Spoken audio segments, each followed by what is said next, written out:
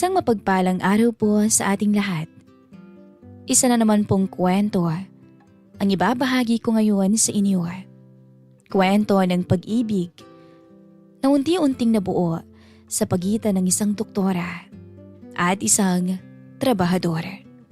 Ito po ang kanilang maiksing kwento ng buhay na ating isasabuhay ngayong araw. Muli, ako po ang inyong makakasama, Miss Love. Magandang araw po, Miss Love. Ako nga pala si Eleazar, 29 anyos. Matured sa edad kong to dahil na rin siguro sa dami ng trabahong naranasan ko. Ngayon po, isa akong boy sa bahay na pagmamay-ari ng mga Buenavista. Kilala sila sa lugar namin at dating katulong doon ang nanay ko. At nung magkasakit nga siya, ako ang pumalit para tumulong-tulong sa pagtatrabaho roon. Pero kailanman, hindi ko naisip na darating ang gabing makakasama ko sa iisang kwarto ang panganay nilang anak na si Doktora Estela Buenavista. Isang byuda, pero napakaganda pa rin kahit 47 na ang edad niya. Maayos naman ang buhay ko noon sa bahay nila. Ako na ang bahala sa maintenance ng hardin nila. Araw-araw akong magdidilig ng halaman, maglilinis ng bakuran, at minsan sasama sa driver kapag may ipapabili si Don Ernesto, ang ama ni Doktora Estela. Sanay na ako sa ganung buhay. Kaya nung sabihin nilang uuwi galing Maynila si Doktora Estela para magbakasyon ng isang buwan sa probinsya, wala naman akong gaanong pakialam nung una dahil hindi talaga ako entresado. Alam ko mabait siya, maganda, pero bihirang ngumiti mula daw nung mamatay ang asawa nito, ilang taon na rin ang nakakalipas. Ellie, ikaw na bahala kay Mami Stella habang nandito siya. Bilin sa akin ni Nay Rosa, ang matandang katiwala sa bahay. Opo, Nay. Mahilig yun magkape sa umaga. Tapos ihanda mo lagi ang sasakyan kapag gustong mamasyal. Ikaw nang bahalang maglibang sa kanya. Ipasyal mo sa mga magagandang lugar sa atin dito. Tumango lang ako. Normal na utos lang yon para sa akin. Pero nagbago ang lahat nung dumating siya. Tanghaling tapat noon, nang huminto ang puting sasakyan sa harap ng malaking bahay. Ako agad ang lumapit para buksan ang gate. Pagkababa niya noon sa may garahe, bigla akong natulala. Nakashade siya at simpleng puting damit lang na hanggang tuhod. Nakalugay ang buhok niya noon na bahagyang kulot ang dulo habang dahan-dahang tinatanggal ang salamin sa mata. Ikaw si Eleazar? Tanong niya. Opo, doktora. Ngumiti siya ng bahagya. Hindi ko alam bakit parang biglang kinabahan ako noon. Binatilyo pa ako noon nung huli ko siyang makita. Nung dito pa siya nakatira noon sa kanila. Pero ngayon ko na lang siya ulit nakita ng ganito na ang itsura niya. At hindi ko talaga maipaliwanag kung bakit iba ang dating niya sa akin. Simula noon, halos araw-araw niya akong kasama. Minsan, nagpapasama siya sa pamamasyal. Minsan sa tabing dagat pupunta kami. Minsan naman doon sa bukirin nila, malapit lang din sa mansyon nila. At habang tumatagal, napapansin kong mas nagiging madaldal na siya kapag ako ang kasama niya. Napakatahimik talaga dito sa probinsya. Sabi niya minsang nakaupo kami sa duyan sa likod ng bahay nila. Mas okay po talaga rito kaysa Maynila. Tama ka dyan. Uminom siya ng kape, tsaka ako tiningnan. Siya nga pala, may girlfriend ka na ba? Muntik akong mabilaukan sa iniinom kong tubig. Wala po. Talaga? Natatawa niyang sabi. Napakamot na lang ako sa ulo habang umiinit ang mukha ko.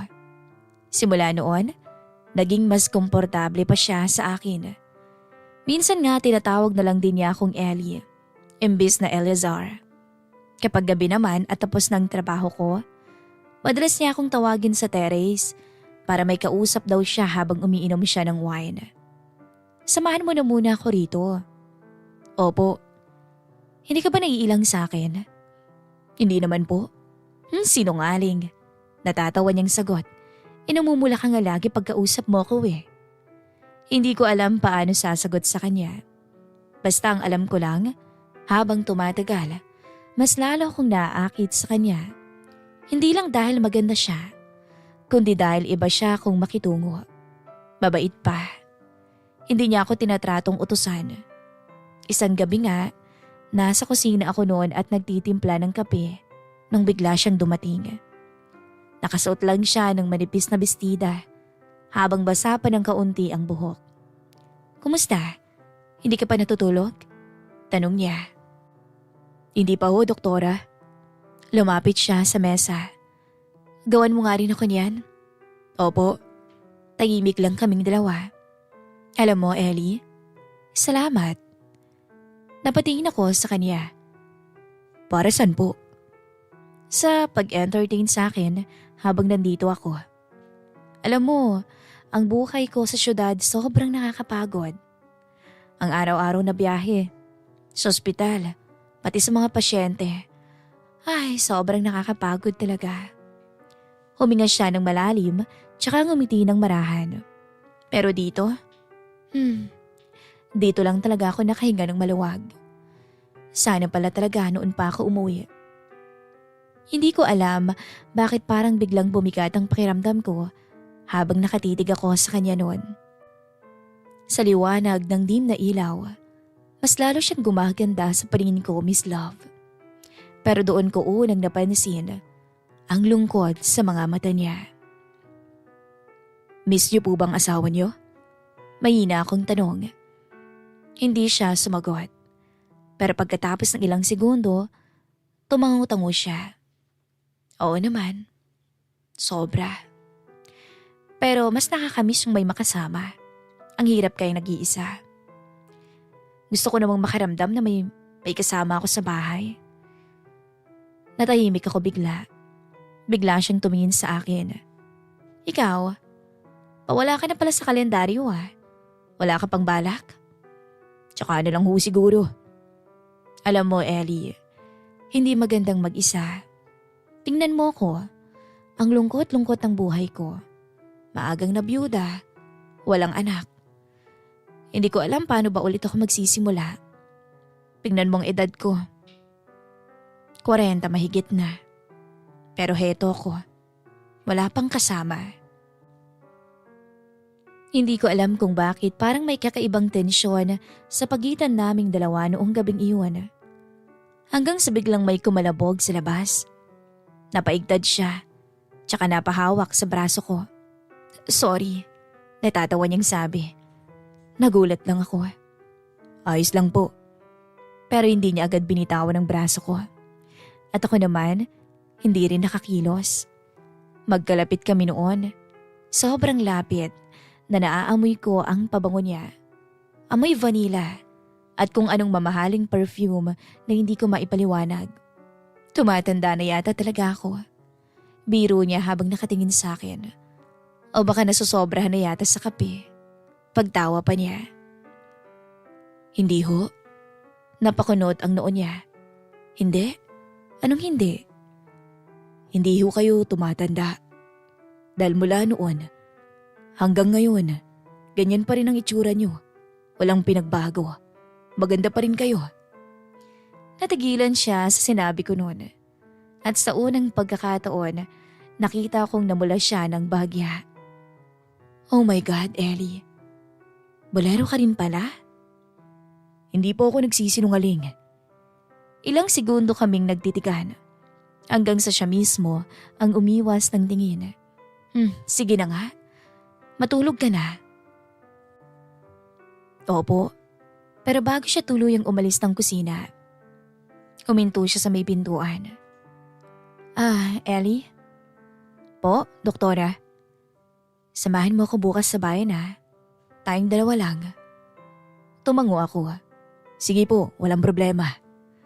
Ngumiti siya bago tuluyang umakyat sa kwarto niya at naiwan akong nakatulala habang mabilis ang tibok ng dibdib.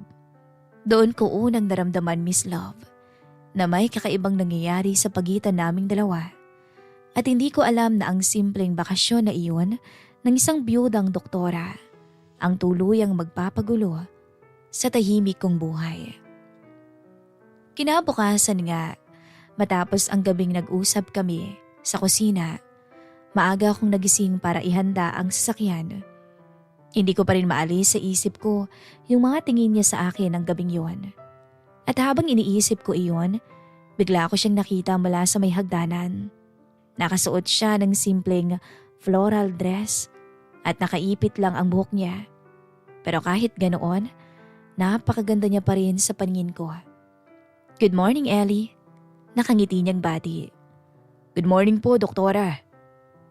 "Ready ka na?" "Opo, Dok." Hindi ko alam bakit parang magaan ang aura niyang noong araw na yon. Mas madaldal siya kaysa dati. At habang nasa biyahe kami papuntang bayan, kung ano-anong kinukwento niya o kung ano-anong kwento ang sinasabi niya tungkol sa kabataan niya rito sa probinsya. "Alam mo, makulit ako dati." Natatawa niyang sabi. "Ako yung tipong tumatakas kay Papa para maligo sa ilog." "Talaga po? Hindi halata no?" Napangiti ako. Minsan, napapatingin siya sa akin habang nagmamaneho ako. At sa tuwing mahuhuli ko siyang nakatingin, ngingiti lang siya na parang may iniisip. Pagdating namin sa bayan, sabay kaming kumain sa isang maliit na restaurant. Nung una, naiilang pa ako dahil pakiramdam ko maraming nakatingin sa amin. Pero parang wala lang naman sa kanya. "O ano, tahimik ka na naman." "Nahihiya lang po ako, doktora." "Bakit naman?" Baka kung anong isipin ng mga tao eh." Napangiti siya habang umiinom ng juice. "Nako, hayaan mo sila." Hindi ko alam bakit parang may kakaibang saya akong nararamdaman noon.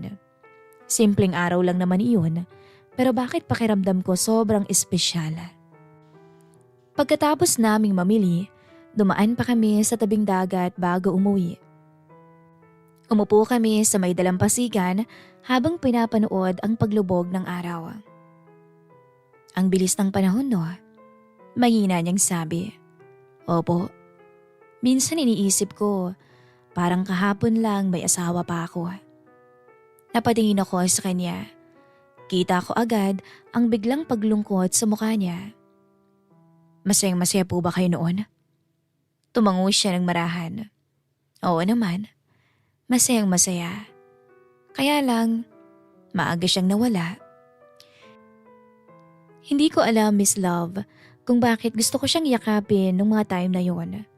Parang gusto kong bawasan kahit papaano ang bigat na daladala niya. At siguro, doon nagsimulang lumalim ang pagtingin ko sa kanya. Gabi na nang makauwi kami sa bahay. Tahimik na ang buong bahay at karamihan sa mga tao ay tulog na. Ako naman, diretso agad sa likod ng bahay para ayusin ang ilang gamit na naiwan sa sasakyan. Akala ko tapos ng araw ko. Pero maya-maya lang, narinig ko ang boses niya. "Ellie?" Paglingon ko, nakita ko siyang nakatayo sa terrace habang may hawak na wine glass. "Pwede mo ba akong samahan muna?" "Opo, Dok." Pumunta ako sa terrace at umupo sa katapat niyang upuan. Mahangin noong gabing yun at tanging ilaw lang mula sa hardin ang nagbibigay liwanag sa paligid. "Salamat sa pagsama mo sa akin ngayong gabi," sabi niya. "Wala pong anuman. Totoo palang sinasabi nila." "Sinasabi nila?" Nila Aling Rosa." "Naku, huwag kayong maniniwala dun, doktora. Yung mga sinasabi ng matandang yun, huwag na huwag ko kayong maniniwala." Natatawa siya sa biglaan kong pagbabago ng ekspresyon. "Ano ka ba? Wala naman silang ibang sinabi. Ang sabi lang niya, mabait ka raw at binatang binata." Napangiti tuloy ako at yumuko ka agad. Nahihiya pa rin ako sa kanya kahit ilang araw na kaming halos magkasama palagi. Biglang natawa si doktora. "Alam mo, Ellie, ang cute mo pag nahihiya ka. Lalo tuloy akong napayuko. Doktora naman. Totoo naman eh. Ikaw talaga. Hindi ko alam ang isasagot ko noon. Pero habang tumatagal, mas lalo talaga akong kinakabahan sa paraan ng pagtingin niya sa akin. Ang sabi pa nga nila dito, hanggang ngayon daw hindi ka pa nagkaka-girlfriend. Teka, totoo ba? Naku, hindi totoo yun, doktora. Chismis lang yun ni Nanay Rosa. Naku, talagang matandang yun. Lagot talaga sa akin yun. Natawa ulit siya hanggang sa bigla siyang tumayo. Halika nga rito. Lumapit ako sa kanya. Paglapit ko, inayos niya bigla ang kwelyo ng polo ko. Ang gulo-gulo palagi ng suot mo. Natatawa niyang sabi. Pero hindi niya agad ako binitawan. At doon ko ulit na amoy Miss Love yung pabango niya. Yung amoy na ilang gabi ko nang hindi makalimutan. Napatingin ako sa kanya. Napatingin din siya sa akin at sobrang lapit naming dalawa noon. Ellie, mahina niyang sabi. Po, hindi ka ba natatakot sa akin o naiilang? Bakit naman po ako matatakot at maiilang? Kasi mas matanda ako sa'yo ng ilang taon. Umiling ako. Hindi naman po importante yun eh. Edad lang yun. Tahimik siyang napatingin sa akin. Parang may hinahanap siya sa mga mata ko. At bago ko pa man maisip ang susunod na mangyayari, bigla siyang yumakap sa akin. Hindi ako nakakilos sa kinatatayuan ko. Ramdam ko ang alab ng katawan niya at ang mahinang panginginig ng paghinga niya habang nakasandal siya sa dibdib ko. Pagod na akong maging matatag, Ellie. Mahina niyang sabi. Hindi ko alam kung bakit kusang gumalaw ang mga kamay ko noon para yakapin din siya. At sa unang pagkakataon, parang wala nang pagitan sa aming dalawa. Dahan-dahan siyang umangat ng tingin sa akin. Magkalapit na naman ang mga mukha namin. Doktora. Pero hindi niya ako pinatapos magsalita. Marahan niya akong hinalikan. Isang halik na punong-puno ng kalungkutan, pangungulila, at the same time, pananabik. Napatulala ako pagkatapos noon. Pero siya mismo ang muling lumapit. At sa pagkakataong iyon, hindi na ako umiwas. Naging mas mahigpit ang yakap namin sa isa't isa. Habang nasa terrace kami, pakiramdam ko noon, kaming dalawa lang ang tao sa buong mundo. At kahit alam kong amo ko siya, hindi ko na napigilan ang sarili ko. Ellie, bulong niya habang nakatingin sa akin. Po, samahan mo muna ako sa kwarto. Mabilis ang tibok ng puso ko noon habang sinusundan ko siya paakyat ng hagdan. Hindi ko alam kung tama pa ba ang ginagawa ko, pero sa bawat paglingon niya sa akin, parang mas lalo kong nawawalan ng lakas para umatras. Pagpasok namin sa kwarto niya, agad niyang isinara ang pinto. Tahimik kaming nagtitigan habang marahang umiihip ang hangin mula sa bukas na bintana. Lumapit siya sa akin at hinawakan ang pisngi ko. Pwede ba ngayong gabi? Kalimutan muna natin lahat? Hindi ako nakasagot. Tumango lang ako ng marahan. At nung gabing iyon, tuluyang nagbago ang relasyon naming dalawa. Nang magdikit ang labi namin, pakiramdam ko, Miss Love, nanalo ko sa loto. Iba't ibang pakiramdam ang naramdaman ko noon at para bang gusto kong tumalon sa sobrang tuwa. Hanggang ang gabing iyon, ang karanasang hinding-hindi ko makakalimutan sa piling ni Doktora Estela. Dahil nung gabing iyon, may nangyari sa aming dalawa. Pagkatapos ng gabing iyon sa kwarto niya, akala ko magiging ilang na kami sa isa't isa kinabukasan. Pero kabaligtaran ang nangyari. Mas lalo kaming naging malapit.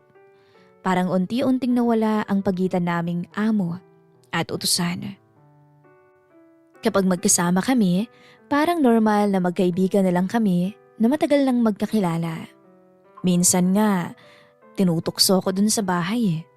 Sabi ni Nay Rosa, "Nako Ellie, Mukhang na-inlove ka na yata ha. Nay Rosa naman, nakakaya kay Ma'am Stella eh. Baka mamaya marinig na naman kayo nun.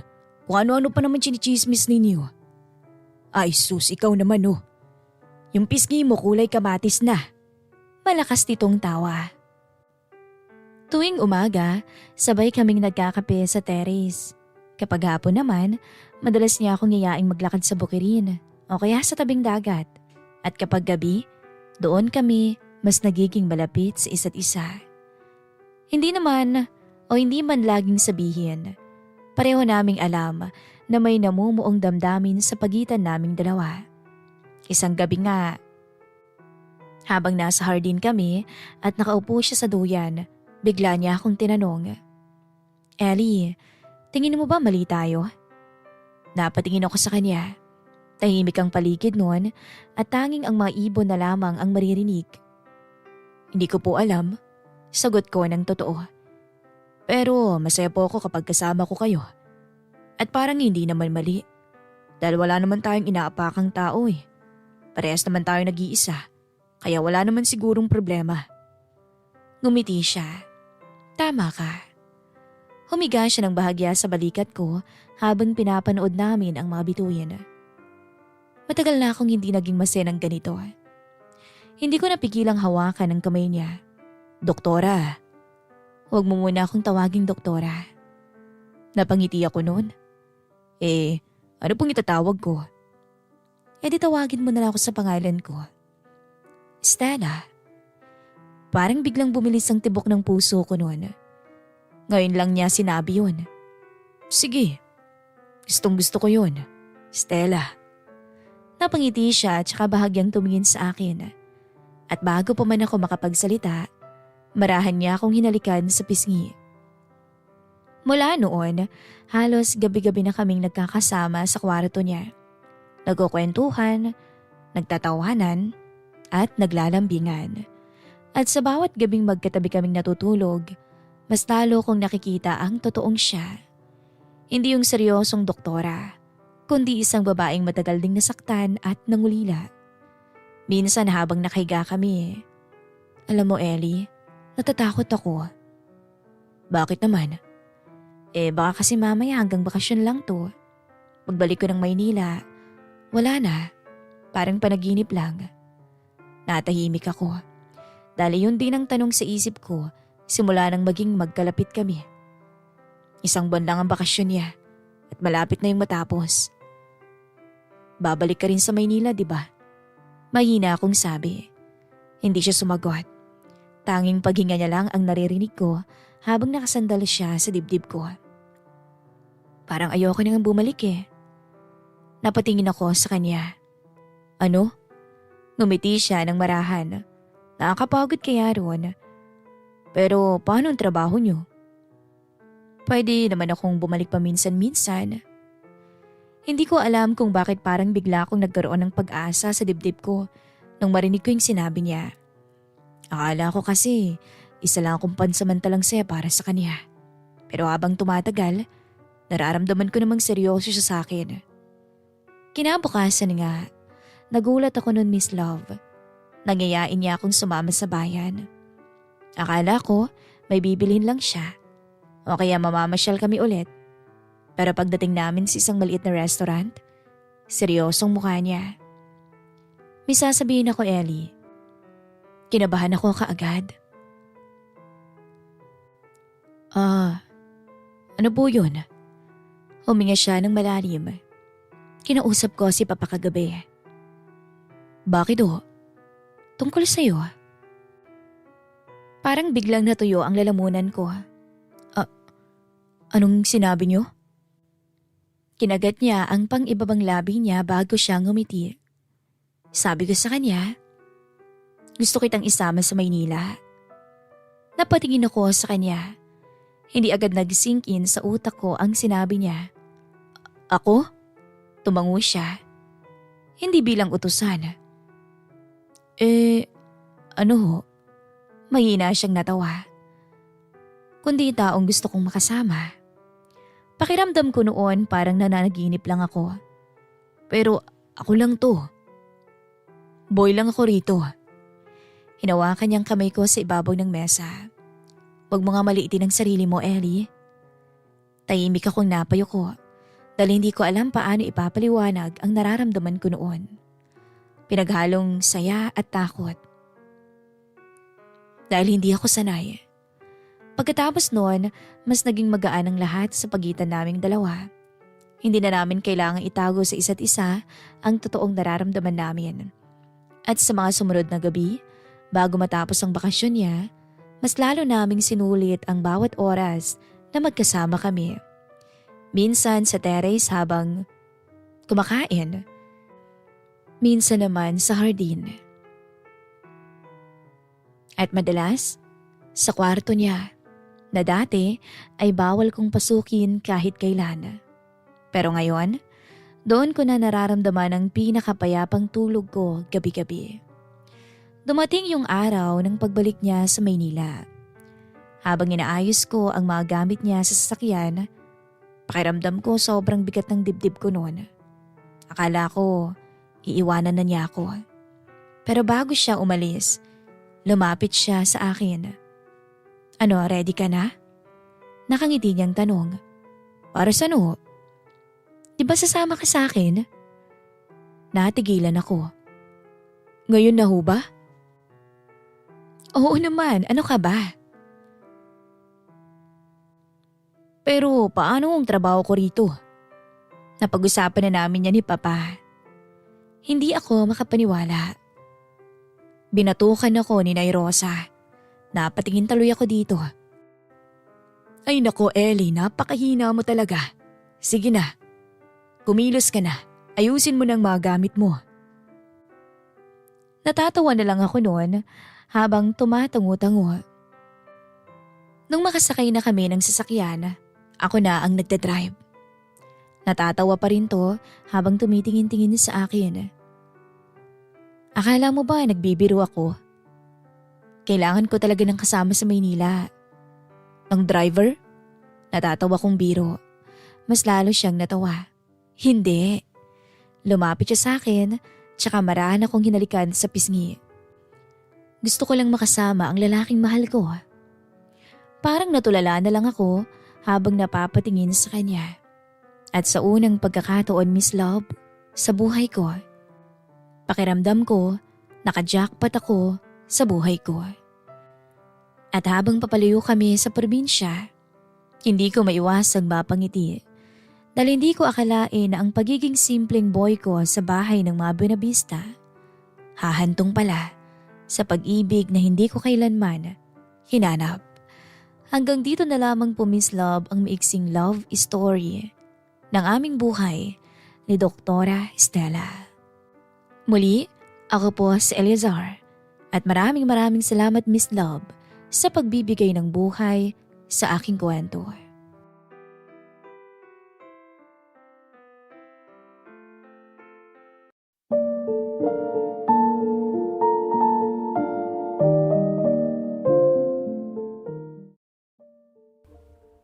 Si Wally ay binata nang mangyari ang kwento na ito. Kwento na hindi niya makalimutan sa tala ng buhay niya, kahit ito'y kasal na sa kasalukuyan. Ninais niyang ilahad ang kanyang istorya bilang maging basihan ng ating mga listeners, lalo na sa mga katulad niyang nalunod sa tinatawag na bawal. Nasa edad 27 si Wally noon. 5'6" ang taas. Moreno at batak ang physical appearance. Gawa na rin marahil sa klase ng trabaho niya. May itsura naman siya dahil hindi naman siya masasabing pangit. Matangos din kasi ang ilong at pangahan. Pero ang binata ay may itinatagong kalokohan sa kabila ng kabaitan at kasipagan sa trabaho. Isa si Wally sa mga gumagawa sa isang gusali na under renovation sa Makati. Gusali iyon ng isang multinational pharma company. May asawa na si Wally, si Melba. 42 years old na ito at may 3 na rin silang anak, 2 babae at 1 lalaki. Nakatapos naman ng high school si Wally. Ngunit hindi nakapag-aral sa kolehiyo dahil kailangan na niyang magtrabaho ng mga panahon na yun. Isa pa ay hindi siya kayang pag-aralin ng mga magulang niya sa kolehiyo dahil sa mababang klase rin ng pamumuhay nila. Kahit ganoon ay masasabing swerte pa rin si Wally sa ibang aspeto ng buhay. Ito ay kapag babae na ang pinag-uusapan. Taong 2009. Naging kapansin-pansin ang isang babae kay Wally. Itago na rin natin sa pangalang Mrs. Mendoza. Maganda sa edad na 38 si Mrs. Mendoza. May asawa na madalas na sumusundo sa kanya. May 2 anak na nag-aaral sa katabing pribadong eskwelahan. Si Mrs. Mendoza ay may mataas namang katungkulan sa kanilang kumpanya. Laging nakaabang si Wally at ang mga kasamahan nito sa magandang ginang tuwing sasakay ng elevator pababa upang kumain ng tanghalian kasama ang mga lunchmates niya. Hindi nila mapigilan ang maglokohan sa isa't isa sa tuwing mabubungaran nila ang pinapangarap na si Mrs. Mendoza. Ngunit sa kanilang mga sarili, alam naman nila na imposible namang patulan sila ng ginang. Dahil bukod sa ito'y maganda, makinis, mayaman, at kagalang-galang kong tingnan, siya rin ay meron ng asawa na magandang lalaki. 40 anyos ang mister nito at isa ring kagalang-galang. Mataas din ang katungkulan nito sa kumpanyang pinagtatrabahuhan. Likas namang mabait si Mrs. Mendoza. Lagi siyang nakangiti kanino man. Sa kanyang mga kasamahan sa opisina, sa kanilang mga customers, at maging mga ordinaryong nagtitinda ng kung ano-ano. Maging sinawali nga at ang mga kasama nito ay mabuti rin ang pakikitungo ni Mrs. Mendoza. Isang araw, kailangan ni Mrs. Mendoza ng tulong mula sa mga gumagawa ng kanilang building dahil may gusto siyang ipakabit na larawan ng kanyang pamilya sa kanyang opisina. Dahil nga kailangan ng magbabarena, pinapunta si Wally ng kanyang boss sa opisina ni Mrs. Mendoza. Dala ang kanyang barena, pumunta si Wally sa opisina ni Mrs. Mendoza at tinanong ang kailangang gawin. Madali namang natapos ang binata at masayang nagpasalamat si Mrs. Mendoza sa kanya. Nagtangka pa nga ang ginang na mag-abot ng pera kay Wally bilang tip na rin na siya namang tinanggihan ng lalaki. Alam naman ng binata na wala siyang masyadong pera pero nagawa pa rin niyang tanggihan ng ginang. Hindi kasi siya sanay na tumatanggap ng anumang tip kahit noon pa. Kinabukasan, may dalang sandwich si Mrs. Mendoza para kay Wally at sa kanyang mga kasamahan bilang pasasalamat. Tuwang-tuwa si Wally dahil sa kabaitan ng ginang. Nang araw ding yun, kailangan ni Mrs. Mendoza na mag-overtime. Nagsabi siya sa kanyang asawa na 9:00 na siya sunduin sa opisina. Uwian naman nila Wally ng 6:00. Bago siya umuwi, nakita niya pa ang ginang na nasa kanya pang opisina. Naglakas loob siyang puntahan to para magpasalamat. At dahil sa katahimikan, nagulat pa si Mrs. Mendoza nang magsalita si Wally mula sa kinatatayuan nito sa may pintuan ng opisina. Walang anuman yun. Pasalamat ko rin sa'yo yun sa pagtulong mo sa akin kahapon. Ang sabi ng ginang kay Wally. Salamat ulit, ma'am. Sagot naman ng binata. At doon nagsimula ang mas lumalas na batian ng dalawa. Hanggang dumating ulit ang araw. Nagagabihin ulit si Mrs. Mendoza sa opisina. Nag-isip ng idea si Wally upang siya man ay manatili sa building ng mas gabi kaysa sa ordinaryong uwi niya. Inantay niya ang magandang misis na pasakay ng elevator para kunwari ay magkakasabay sila pababa Kahit ang patakaran ay hindi siya pwedeng gumamit ng elevator na para sa mga empleyado lamang. "Nandito ka pa rin?" tanong sa kanya ng ginang. Ngunit imbes na sumagot, ay bigla na lang nagnakaw ng halik si Wally sa magandang bisis na siyang kinabiglaan nito. Pero hindi inasahan ng binata ang naging tugon sa kanya ng babae. Sinampal o sampal ang iginanti ni Mrs. Mendoza sa kanya. Hindi ito natinag sa matipunong trabahador. Agad na tinanong niya kung bakit niya nagawa to. Nang akmang sasagot pa si Wally, siya namang bukas ng elevator at nagmadali nang umalis ang ginang. Andun na kasi sa lobby ang kanyang mister at naghihintay. Hindi naman nagsumbong si Mrs. Mendoza sa kanyang asawa o sa guard sa kapangahasan na ginawa ni Wally sa kanya. Hindi pumasok sa opisina si Mrs. Mendoza kinabukasan. Takot na takot si Wally sa kung ano man ang maaaring gawin ng ginang. Nang araw na yon, hindi mapakali ang trabahador. Nagsisisi to kung bakit niya yun ginawa. Nagsisisi to kung bakit nagpatalo siya bigla sa kanyang kahinaan. Oo, malakas ang tama niya sa ginang at talagang kursunada niya to. Pero sino ba naman siya para halikan niya ang babaeng alam niya namang may asawa na? Hanggang sa pumasok muli at si Mrs. Mendoza sa kanyang opisina. At dahil wala namang kung ano man ang nangyari, naging kampante na rin si Wally na hindi nagsumbong ang ginang kanino man sa kanilang opisina. Nakatsyempo isang araw si Wally upang humingi ng tawad sa magandang ginang. Binalaan naman siya nito na wag na ulit gagawin ang kanyang ginawa kung ayaw niyang managot. Mula noon, naging malamig na ang pakikitungo ni Miss Mendoza kay Wally at maging sa mga kasama nito. Si Emily naman ay isang clerk sa opisina nila Mrs. Mendoza. Dahil sa dalaga pa si Emily, siya ay laging kabiruan ng mga lalaki sa kanilang trabaho.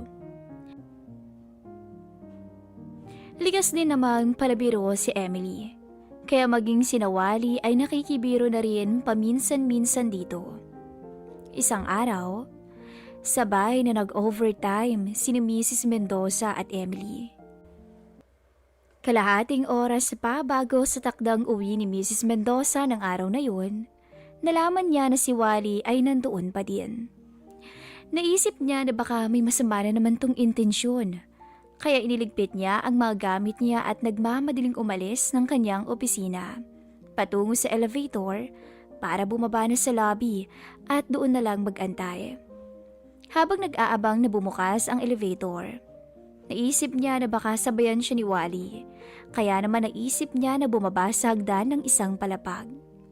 Pagkarating sa palapag ng gusali, may narinig siyang kaluskos galing sa opisina ni Mrs. Cruz. Inakala niya na andun pa ang kaibigan. Inisip niya munang dumaan para magpaalam sana. Maingat niyang binuksan ang pinto at nagulat na lamang ang ginang sa kanyang nabungaran. Si Wally at Emily magkayakap habang nakahiga sa may sofa. Isang nakaw na sandali ang kanyang nasaksihan. Halos himatayin ang kaopisina niya na nakalihis ang palda. Doon niya napansin ang tinatagong karunungan ng trabahador na kailan lang ay nagtangka sa kanya ng masama. Napatalikod na lamang si Mrs. Mendoza sa kanyang nasaksihan, ngunit hindi niya magawang maisara ang pinto dahil baka siya ay marinig. Aalis na sana siya, ngunit may kung anong nagtulak sa kanya na muling bumalik. At sa muli niyang paglingon sa may sofa, ay wala na siyang sinayang na sandali, kundi tunghayan ang lihim na tagpo ng dalawa. Tagpong naging mas maalab pa sa apoy. Ayaw mang aminin ng ginang, ay tila mas nakahihigit si Wally sa kanyang mister. Malayong malayo. Ngayon ay hindi niya malaman ang mararamdaman, kung magagalit ba o mandidiri sa kanyang natuklasan. Ngunit hindi naman ito magawa na umalis. Maya-maya, Biglang tumunog ang cellphone ni Mrs. Mendoza. Tawag iyon ng mister niya na nagtatanong kung nasaan na siya sapagkat nag-aantay na ito sa may lobby. Dahil sa nakalagay sa bag ang cellphone, hindi agad naihinto ng ginang ang pagtunog nito. Kaya naman nagmamadaling tumakbo siya palayo, papunta sa may hagdan, sapagkat alam niyang maririnig ang tunog ng kanyang cellphone. Ngunit huli na. Narinig na nila Emily at Wally ang cellphone. Nagmadaling dumungaw sa labas si Wally upang tingnan kung sino ang tao na yun. At naabutan niya ang ginang na patakbo palayo. Hindi malaman nila Wally at Emily ang gagawin ng mga oras na yun. Nagsinungaling naman si Wally kay Emily na wala naman siyang nakita sa labas ng opisina. Bagamat hindi naniniwala, wala nang nagawa si Emily para paaminin ang lalaki kung may nakita siyang tao. Kinabukasan, inakala ni Wally na katapusan na niya sa trabaho. Pero lumipas naman ang araw na yun, wala namang naging aberya. Bakalipas ang isang buwan, wala pa rin namang nangyari kay Wally o maging kay Emily. Hindi na rin nagtuloy pa ang pakikipag-ugnay ng binata kay Emily para na rin makaiwas sila sa mga chismis. Naging palaisipan kay Wally ang pananahimik ni Mrs. Mendoza. Hindi niya malaman kung dahil ba sa napakabait lang nitong tao, kaya hindi ito nagsusumbong.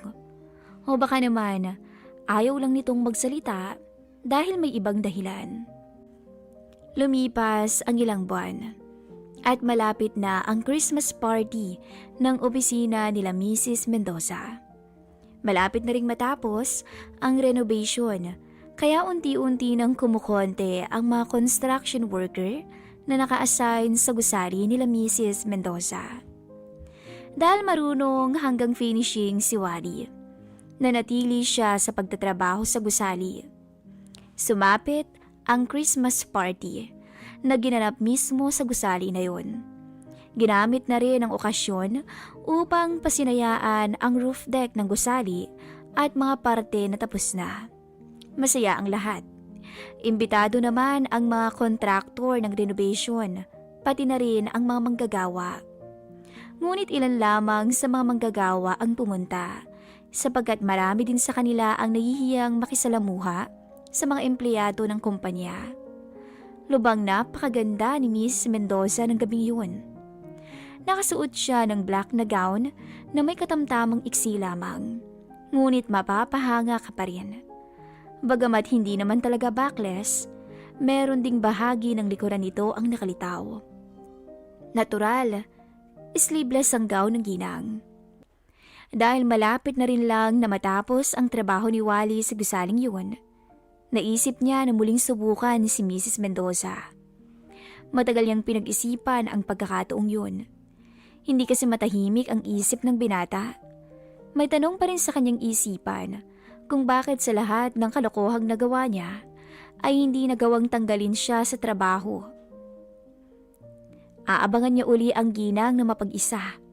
Maaaring pumunta to sa CR o kung saan mang bahagi ng pagtitipo ni walang tao. Iniisip niyang muling halikan to at bahala na kung ano ang mangyari. Ngunit hindi naman makatsyempo si Wally kay Mrs. Mendoza. Napapansin niya ang ginang na paminsan-minsan ay nakatingin sa kanya, na agad namang babawiin ang tingin sa tuwing nakikita niya na nakatingin to sa kanya. Napansin din ni Wally na laging may kasama si Mrs. Mendoza ng gabing yun. Naisip niya tuloy na mukhang wala na talaga siyang pag-asa. Nang sumapit na ang 11:00 ng gabi, nakita ni Wally na naghahanda ng umuwi ang ginang. Natanaw niya na nagpaalam to sa kanyang mga kasamahan hanggang sa tumungo na si Miss Mendoza papuntang elevator. Naisip ng binata na umuwi na lang din. Kahit papaano, makakasabay niya si Mrs. Mendoza para makasama man lang ng malapitan. Nagmadali na rin siya para makasakay siya sa elevator kasama ni Mrs. Mendoza at mga kasamahan nito. "Oh, eto naman pala si Wally eh. Ay kasabay ka naman pala pababa," sabi ng mga kasama ng ginang sa kanya nang makita siya. Walang nagawa si Mrs. Mendoza kundi sumang-ayon at hinayaan na lang niya ang mga kasamahan na bumalik sa party. Tuwang-tuwa ang binata sa nangyari. Pinauna niya ang ginang at sumunod siya sa elevator. Pagkasara ng elevator, pumuesto sa bandang likod si Wally at akmangyaya po sa ginang. Ngunit biglang bumukas ang elevator sapagkat may mga sasakay pa. Medyo napuno ang elevator na siyang nagtula kay Mrs. Mendoza na mapaatras patungo kay Wally. Dahil sa mga nakakatuwang mga kwento at lakas ng tawanan ng mga sumakay, hindi napansin ng lahat ang mahina ngunit malambing na pagbigkas ng ginang sa pangalan ni Wally na pasimpleng humalik sa kanyang batok. Pagdating sa ground floor, napansin ni Wally na tumungo ang ginang sa CR sa baba. Sinundan niya to at nung nagsigurong walang makakapansin, ay nagtungo siya sa loob ng CR kung saan nandun si Mrs. Mendoza. Pagkabukas niya ng pinto, agad siyang hinila ng ginang at inilak ang pintuan. Isang masuyo at gigil na halik ang ginawad sa kanya ni Mrs. Mendoza. Labis man ang pagtataka ni Wally, ay wala na itong nagawa dahil sino ba naman siya para mag-inarte. Isang kagalang-galang at napakagandang babae ang nagtulak na sa kanya sa isang nakaw na sandali. Unti-unting naitulak ng binata ang ginang sa pader. At kasabay noon, itinaas nito ang malaporsilanan nitong binti. Ni walang isang kataga ang bumigkas sa kanilang mga labi, kundi makahulugang tinginan sa isa't isa lamang. Tila tinatansya nila ang kilos ng bawat isa na handang lusungin ang sinasabing bawal. Halos sa bunutan ng ginang ang binata nang tuluyang mapadpad sila sa isang nakaw na sandali. Hindi makapaniwala ang ginang na makakalimutan niya panandalian ang kanyang mister. Tama nga ang hinala niya. Iba si Wally dahil para itong halimaw ng mga sandaling yun na kayang pukawin ang kanyang katinoan. Simula nung hinalikan siya ng binata sa may elevator, ay hindi na niya ito makalimutan. Pinilit niyang umiwas, ngunit gabi-gabi siyang inuusig ng kanyang kaisipan. Hanggang sa magpang-abot nga sila sa elevator, at tuluyan na itong natalo ng kahinaan. Hanggang sa umabot pa nga sa puntong, magkasala siya ng tuluyan dahil sa karisma ng isang construction worker na halos ayaw siyang pakawalan ng mga sandaling yun. Dahil talaga namang sobrang kursunado siya nito. Lalo na nung masilayan niya ang imahe ng ginang na para lang sana sa kanyang asawa. Lumipas ang ilang sandali. Tuluyang napadpad ang dalawa sa kawalan at bumalik ng tuluyan sa katinuan. Habang nag-aayos ay nagsalita ang ginang. Wally, sana walang makaalam nito ha. At sana wag mong isipin na palabigay akong babae. Pumayag lang ako dahil medyo nakainom ako sa party kanina. Pagsisinungaling ng ginang na medyo mataray ang tono ng boses. Opo ma'am, makakaasa kayo. Sa atin lang to. Ayoko pong masira kayo sa mata ng ibang tao, lalo na sa asawa ninyo. Good, Wally. Anyway, nag-enjoy ako. Malambing na tono nito. Magkasunod silang umalis ng CR. Bago umalis, ay inabutan ni Miss Mendoza si Wally ng 1,000 na may kasamang matamis na halik bilang paalam. Hanggang ngayon, hindi pa rin nga binibili ni Wally ang perang mula kay Ma'am Mendoza dahil nagsisilbi itong alaala sa kanya na hindi niya kailanman malilimutan. Hanggang dito na lamang po ang ating istorya.